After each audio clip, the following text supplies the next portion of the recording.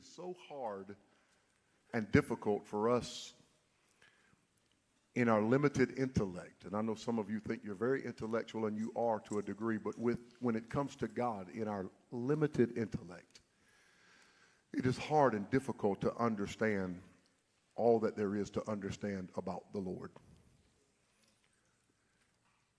So he reveals himself to us in ways that our humanistic mind can understand him. He becomes a master illustrator, and he uses illustrations to paint and map out pictures so that we might be able to understand. Almost as if we are that 2 or 3 year old child who cannot read yet, but we are looking at the pop-up pages of a colorful book, with no words to describe to us the direction, but only pictures to paint the picture. God is like that. He is the master illustrator.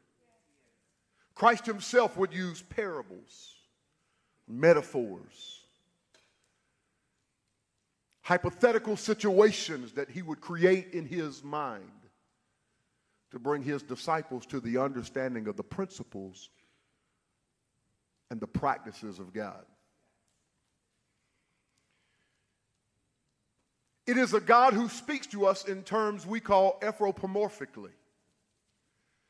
That simply means that God speaks to us in humanistic ways so that we might be able to understand him. See, ladies and gentlemen, God is not like us with the physical attributes of humanity.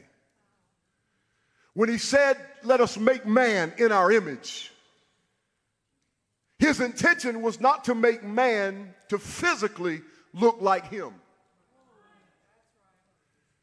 When God created Adam from the dust of the ground and intricately with detail carved him with his very own finger and breathed the breath of life into him, and he stood up a living soul, he didn't stand up and look physically like God.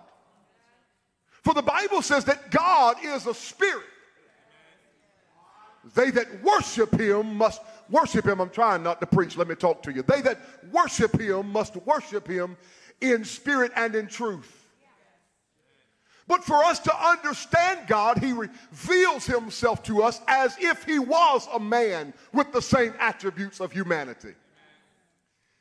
So the Bible says, Isaiah teaches us that God is, his arm is not short that he cannot save.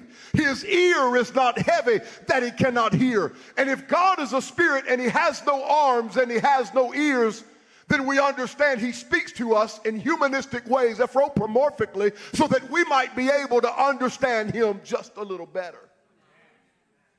And he becomes the master illustrator who paints on our lives, on the backdrop of our lives, the canvas of our lives, beautiful images of his love, his compassion, his mercy, his grace, and his redemption.